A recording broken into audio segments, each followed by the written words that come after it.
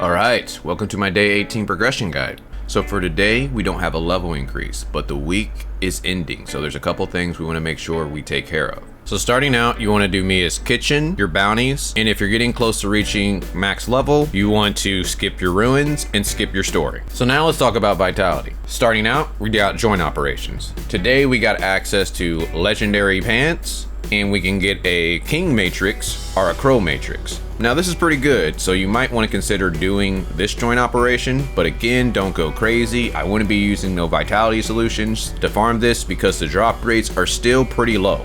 On top of that, you have interstellar exploration. So you want to check your stargates and see if you have 2 or more in the first category, because we're looking for those tier 2 materials. Then besides that, you could consider doing some more Omnium beacons, or if you really need some weapon materials, you can do dimensional trials, but make sure it's difficulty 3, or if you need gold, you can do space-time domains, but make sure it's difficulty 3. Next, don't forget about your weekly tab. You want to make sure you're keeping up with this. So now let's look at challenges. So I want to talk about the Bygone Phantasm. Ideally, you should be in a bracket that's close to your last clear. You might have a well or two, but still, you want to try to push this as much as you can because the higher ranking you get, the more rewards you get. Ideally, you want to at least try to be somewhere between rank 11 and 20. If you can hit 6 to 10, even better. 4 to 5, great. And then you might not hit the top 3, but that's okay.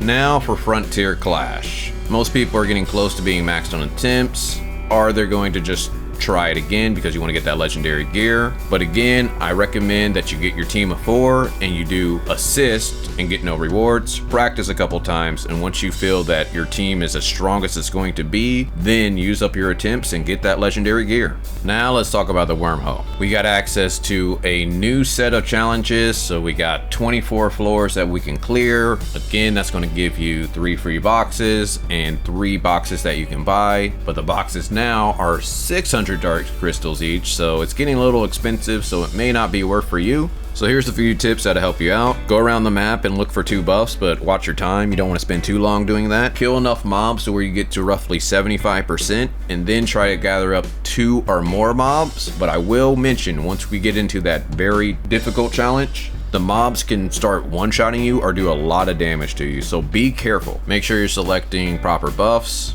ideally the attack ones, and only try to get a stack of 8. If you get more than that, the increases aren't as powerful, plus you want to try to get 8 stacks of other buffs. MVP in the wormholes would be Nemesis. Then you have the C1 Marrow. You can also get King with his awakening ability. That's pretty nice. Then make sure to check the weaknesses for the day to see which characters will be stronger. Last thing I want to mention, don't forget we still have the endless mode with the purple crystal dust, so if you haven't done those 8 levels already, you want to make sure you do those. Then if you have any void rifts, make sure you do those. Apex League, remember the season ends on September 1st, so make sure you're getting close to getting to the rank you want to be. Then don't forget to do your daily gifts. You want to go to the black market and talk to Hopkins. You want to go to Cetus Island and do the claw machine. Then you want to do your 2 ability trainings. Next, you want to maintain your vehicle. So some of the best places is Astra Shelter. The next place would be Bangi Shelter. After that, we got the black market. And the best place, High Crows. Also attack any elemental rocks you see for crystals. For the Seabreeze event, today is the last day for login rewards. Then you don't want to forget to kill your 2 world bosses, so you can kill Lucia, Apophis, Frostbot, a Robarg, and the Gacha machine is not worth it.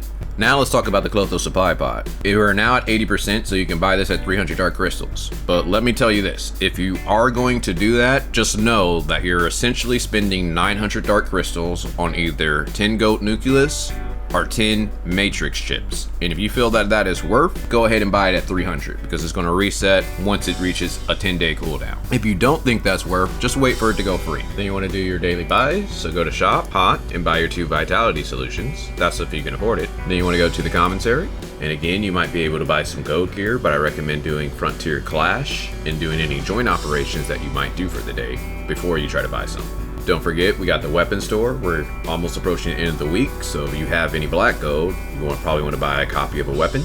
Crew store, the only thing I would spend this on is Omnium crystals. Again, to get crew points, you want to do your daily donations and make sure you're doing your 4 missions for the week. Then we have the support store. You want to make sure you're getting your joint supply chip. So some of the fastest ways to do that is to do dimensional trials, difficulty 1 on matrix drills, and have a party of 2. You can just keep spamming that and you can get 150 support points each time. The next way is you can do Frontier Clash. Just make sure you don't use up any of your attempts. Do normal mode, Clear that and you get 375 support points. Or you can do Void Rifts without using up attempts. And once you clear that, you get 150 support points. In the last way, kill world bosses. Then you Force Decipher and you get 100 support points as well as machine parts. Besides that, you can go achievement hunting, explore the map, or go mount farming. Well, hopefully you guys enjoyed this. If so, take a look at my day 17 video. But other than that, talk to you guys later.